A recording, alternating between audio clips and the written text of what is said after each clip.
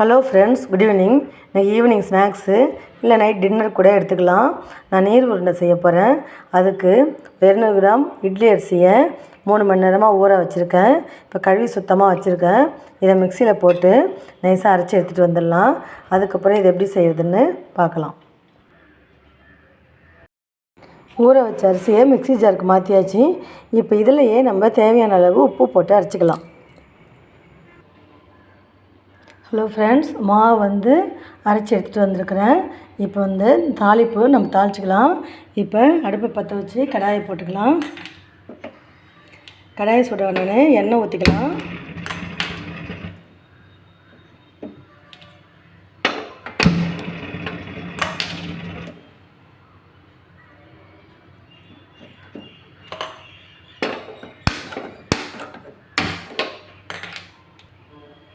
இப்போ கடாய் சூடாகிடுச்சு, எண்ணெய் ஊற்றிருக்கிறேன். இப்போ அதில் தாளிக்கிறதுக்கு 3 வரமிளகாயை விதை நீக்கிட்டு இப்போ பொடியாக கட் பண்ணி வச்சுருக்கிறேன். அப்புறம் கருவேப்பிலையை கட் பண்ணி வச்சுருக்கிறேன். இப்போ எண்ணெய் காயட்டும்.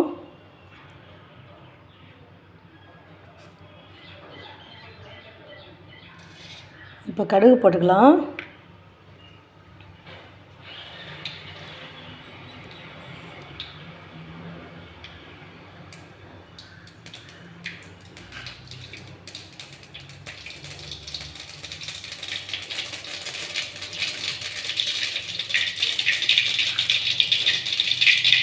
கடுகு பொரிஞ்சிச்சு. இப்போ உளுத்தம்பருப்பு போட்டுக்கலாம். அடுத்தது கடலப்பருப்பு போட்டுக்கலாம். பருப்பெல்லாம் அளவு இல்லை, உங்கள் இஷ்டம்தான். அடுத்தது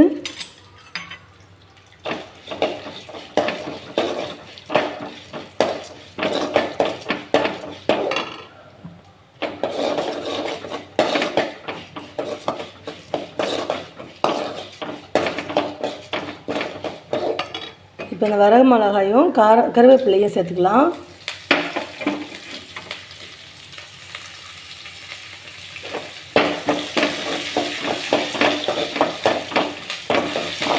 இப்போ நம்ம அரைச்சி வச்சுருக்க மாவு இதில் சேர்த்துக்கலாம்.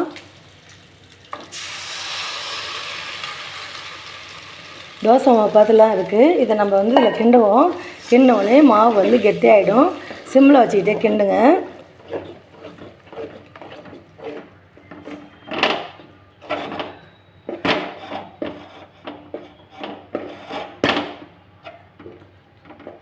சிம்மில் வச்சுக்கிட்டு அடி பிடிக்காமல் நல்லா கிண்டி ஒட்டாமல் பதத்துக்கு எடுத்துகிட்டு வந்துடுங்க.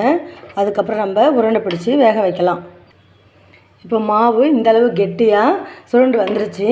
இப்போ ஒரு மூடி தேங்காயில் பாதி தேங்காய் துருவி வச்சுருக்கேன். அதையும் இதில் சேர்த்துக்கலாம். உங்களுக்கு தேங்காய் ரொம்ப பிடிக்கும்னா நீங்கள் நிறையா தேங்காய் சேர்த்துக்கலாம். சில பேருக்கு நெஞ்சு கிடைக்கிற மாதிரி இருக்கும், அதனால் கொஞ்சமாக சேர்த்துக்கோங்க.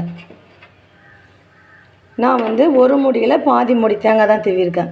இப்போ நம்ம கேஸ் ஆஃப் பண்ணிட்டு இது நல்லா ஒத்தாப்பில் கிண்டி எடுத்துக்கலாம். இப்போ மாவு உருண்டை பிடிக்க தயாராகிடும்.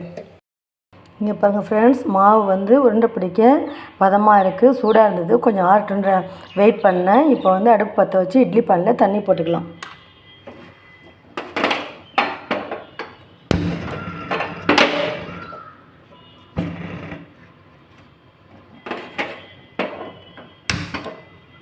தண்ணி கொதிக்கட்டும். அதுக்குள்ளே இட்லி தட்டில் லைட்டாக எண்ணெய் தடவி வச்சுருக்கேன். இப்போ நம்ம உருண்டையை பிடிச்சி இட்லி தட்டில் வச்சுக்கலாம். லேசாக நீங்கள் தண்ணி தொட்டுக்கிட்டு உருண்டை பிடிக்கலாம். இங்கே பாருங்கள் ஃப்ரெண்ட், தண்ணியில் கையை தொட்டுக்கிட்டு நீங்கள் உருண்டையை பிடிச்சிக்கலாம். இந்த மாவு நம்ம வதக்கும் போதே பாதி அளவு வெந்துருச்சு. ஆனால் உருண்டை சீக்கிரமாக வெந்துடும். சின்ன வயசில் இந்த வதக்கின மாவே எடுத்து சாப்பிடுவோம் நாங்கள்.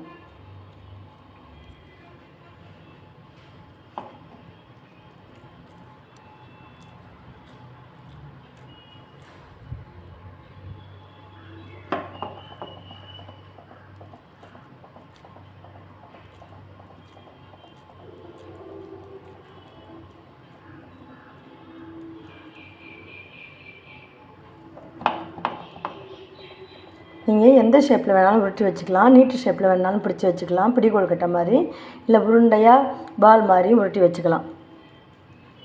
சின்ன வயசில் நம்மெல்லாம் பேரண்ட்ஸ் செஞ்சு கொடுக்குற வீட்டில் செஞ்சு கொடுக்குற ஸ்நாக்ஸை தான் சாப்பிடுவோம். ஆனால் இப்போ இருக்கிற பிள்ளைங்க வீட்டில் செய்கிறதையும் சாப்பிடாம கடையில் வாங்கி தான் சாப்பிட விருப்பப்படுறாங்க. இந்த நீர் உருண்டை ரொம்ப டேஸ்ட்டாக இருக்கும். ஒரு 5 மணி போல் செஞ்சு நம்ம சாப்பிட்லாம். இல்லை நைட்டு டிஃபனுக்கும் சாப்பிட்லாம். ஒன்றுமே இல்லை, வீட்டில் இருக்கிற இட்லி அரிசி 200 கிராம் ஊற வச்சு அரைச்சிக்கிட்டோம். இதை அரைக்கும் போது ரொம்ப பிரச்சனை ஆகிடுச்சு, கரண்ட் போயிடுச்சு. அதுக்கப்புறம் பெரிய ஜாரில் அரிசியை போட்டேன். உங்கள்கிட்ட அப்படி தான் காமிச்சிருப்பேன். பெரிய ஜார் சுற்றவே இல்லை. அரிசி எடுத்துகிட்டு சுற்றினா ஜார் சுற்றுது, ஆனால் அரிசி போட்டால் அரிசி மசியவே இல்லை. திருப்பி சின்ன ஜாரில் கொஞ்சம் கொஞ்சமாக போட்டு அரைச்சி தான் கிண்ணத்தில் ஊற்றி வச்சுருந்தேன். 200 கிராம் அரிசியை ஊற வச்சு நம்ம தோசை மாவு பாத்தில் அரைச்சி எடுத்துகிட்டு வந்தோம். அதுக்கப்புறம் வீட்டில் இருக்கிற கடுகு, உளுத்தம்பருப்பு, கடலைப்பருப்பு, கருவேப்பிலை, வரமிளகா, இந்த 5 பொருள் தான். இதை போட்டு தாளிச்சிட்டோம். அரிசி அரைக்கும் போதே தேவையான உப்பு போட்டு அரைச்சாச்சு. இப்போ வானலில் தாளித்த பொருளோட அரைச்சி அரிசி மாவு ஊற்றி கிண்டி நம்ம தேவையான அளவு தேங்காய் துருவல் போட்டு கிளறி எடுத்துகிட்டு இட்லி பானையில் வேக வச்சு எடுத்துட்டோம்னா நீர் உருண்டை ரெடி. இந்த மாதிரி எல்லா உருண்டையும் உருட்டி எடுத்து வச்சுக்கலாம். இங்கே பாருங்கள் ஃப்ரெண்ட்ஸ், எல்லா உருண்டையும் உருட்டியாச்சு. 200 கிராம் அரிசிக்கு 20 உருண்டை வந்திருக்கு. உங்கள் வீட்டில் இருக்கிற ஆட்களுக்கு தகுந்த மாதிரி நீங்கள் அரிசியை கூடவோ இல்லை குறைவாவோ ஊற வச்சு அரைச்சிக்கோங்க. இப்போ 10 உருண்டை போதும், 2 பேர் தான் இருக்கோன்னா நீங்கள் 100 கிராம் அரிசி அரைச்சாலே போதும். இப்போ இட்லி பானையில் தண்ணி கொதிக்குது. நம்ம இதை வச்சு வேக வச்சு எடுத்துக்கலாம்.